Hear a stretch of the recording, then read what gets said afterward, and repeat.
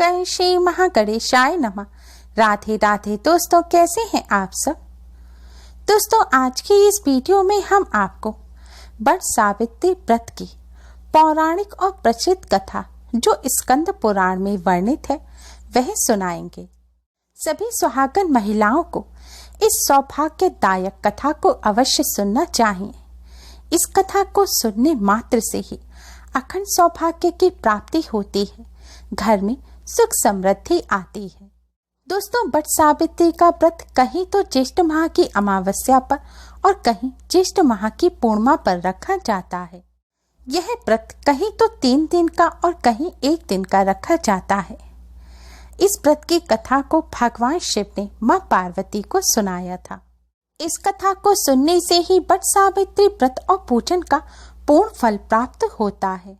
तो आइए सुनते हैं वट सावित्री व्रत की कथा।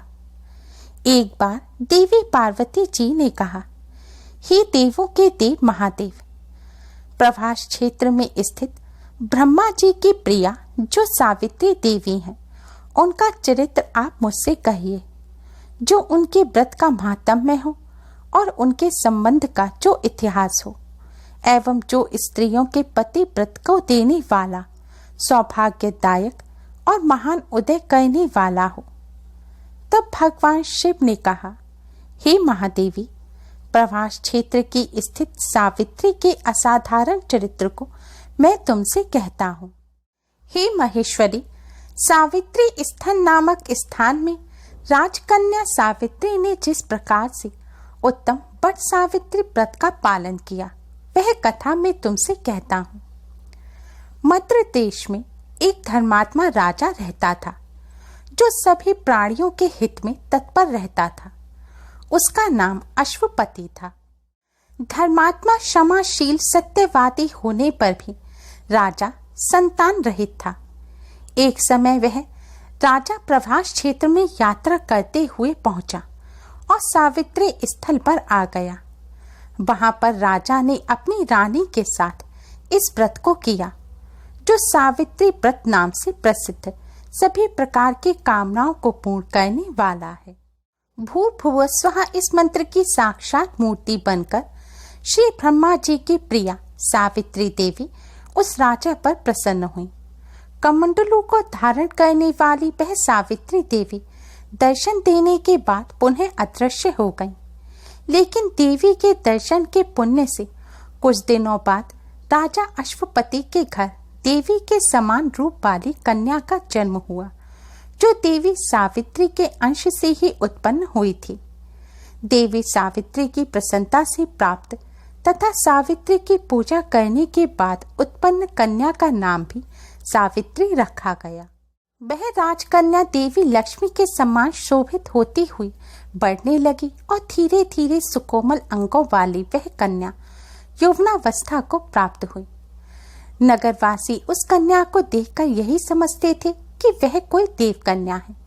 कमल के समान विशाल नेत्रों वाली एवं तेज से अग्नि के समान प्रज्वलित होती हुई वह सावित्री महर्षि भृगु द्वारा कहे हुए सावित्री व्रत को करने लगी।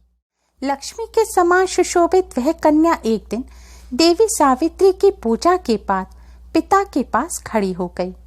उस समय पुत्री की युवा अवस्था को प्राप्त हुई देखकर राजा ने मंत्रियों से सलाह किया। इसके बाद राजा ने सावित्री से कहा, हे पुत्री, तुम्हें योग्य वर को देने का समय आ गया है। मुझसे कोई तुम्हें मांगने के लिए भी नहीं आता और मैं भी विचार करने पर तुम्हारी आत्मा के अनुरूप वर को नहीं पा रहा हूँ।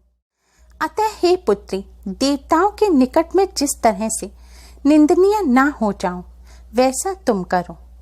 मैंने धर्मशास्त्र में पढ़ा और सुना भी है, यदि पिता के गृह में रहती हुई विवाह के पहले ही जो कन्या रजो धर्म से युक्त हो जाती है, उसके पिता को बड़ा पाप लगता है। इसलिए हे पुत्री, मैं तुमको भेज रहा हूँ, तुम स्वयं ही अपने योग्य वर को ढूंढ लो। वृद्ध मंत्रियों के साथ शीघ्र जाओ और मेरी बात को मानो। इसके बाद जैसा कहते हैं वैसा ही होगा। ऐसा कहकर सावित्री घर से निकलकर राजर्षियों के साथ तपोवन की ओर चल पड़ी और वहां पहुंचकर माननीय वृद्धजनों को प्रणाम करके सभी तीर्थों और आश्रमों में जाकर पुनः मंत्रियों के साथ सावित्री अपने महल को लौट आई। यहाँ सावित्री ने पिता के साथ देवर्षि नारद जी को बैठे हुए देखा। आसन पर बैठे हुए नारद जी को प्रणाम करके मुस्कुराती हुई जिस कार्य के लिए वन में गई थी सारी बातें कहने लगी। सावित्री बोले, हे नारद जी, शाल्व देश में धर्मात्मा धूम्रसेन नाम से विख्यात एक क्षत्रिय राजा है जो देव योग से नेत्रहीन हो गए हैं। रुक्मी नामक उनके एक सामंत ने उनसे राजपाट छीन लिया है और वह अपने पुत्र और पत्नी के साथ वन में रह रहे हैं। उनका पुत्र सत्यवादी और धर्मात्मा है। उसे ही मैंने मन में पति रूप में वरण किया है। नारद जी सावित्री के वचनों को सुनकर बोल पड़े, हे राजन, सावित्री ने यह बड़ा कष्टप्रद कार्य कर डाला। बाल बुद्धि होने से इसने केवल गुणवान समझकर सत्यवान का वरण कर लिया। सत्यवान मिट्टी के घोड़े बनाता है और घोड़े का चित्र भी बनाता है, इससे उसे चित्राश्व भी कहते हैं। सत्यवान दान और गुण में रंती देव के शिष्य के समान है। ब्राह्मणों की रक्षा करने वाला और सत्यवादी है।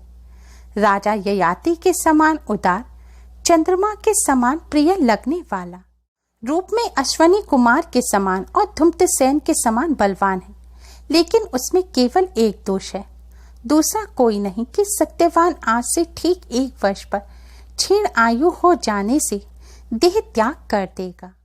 इस प्रकार नारद जी की बात सुनकर राजकन्या सावित्री ने राजा से कहा, राजा लोग किसी से एक बार कोई बात कहते हैं, ब्रह्मवेत्ता एक ही बार कहते हैं और एक ही बार कन्या दी जाती है। ये तीनों कर्म एक ही बार किए जाते हैं, बार बार नहीं। दीर्घायु हो अथवा अल्पायु, गुणवान हो अथवा निर्गुण, वर को एक ही बार वरण कर लिया जाता है।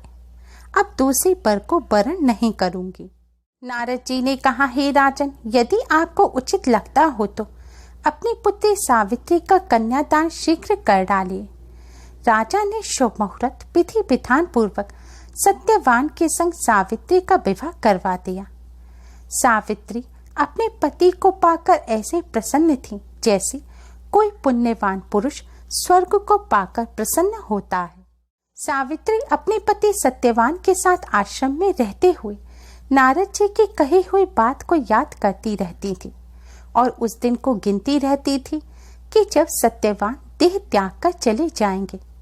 जब सत्यवान के मरण के केवल 3 दिन शेष रह गए, तब सावित्री ने निराहार रहने का व्रत लिया और तीसरे दिन सुबह स्नान करके देवता और पितरों का पूजन किया।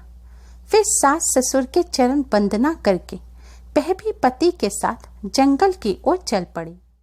जंगल में लकड़ी काटते काटते अचानक से सत्यवान के सिर में दर्द होने लगा। सावित्री ने कहा कि आप कुछ देर मेरी गोद में सिर रखकर सो जाइए, फिर हम आश्रम की ओर चलेंगे। जैसे ही सत्यवान सावित्री की गोद में लेटे, वैसे ही सावित्री ने देखा कि सांवले पिंगल वर्ण वाले किरीटधारी पीत वस्त्र पहने हुए साक्षात सूर्य के समान उदित हुए पुरुष उनके सामने आकर खड़े हो गए। सावित्री ने उन्हें प्रणाम किया और पूछा कि आप कौन हैं? इस पर यमराज ने कहा कि मैं सब प्राणियों के लिए भयंकर और कर्मानुसार उनका उचित दंड देने वाला यम हूँ। सो ही पतिव्रता सावित्री, समीप में पड़े हुए तुम्हारे पति की आयु समाप्त हो गई है। इसे यमदूत पकड़कर नहीं ले जा सकेंगे, इसलिए मैं स्वयं आया हूँ।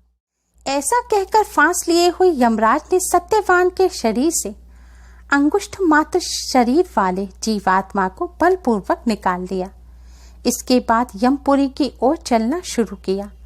सावित्री भी यम के पीछे पीछे चलने लगी। यमराज ने सावित्री से कहा कि कोई भी जीव बिना आयु समाप्त हुए यम मार्ग से नहीं जा सकता। सावित्री ने यमराज से कहा कि आप जैसे सज्जन पुरुष के साथ मैं चल रही हूँ।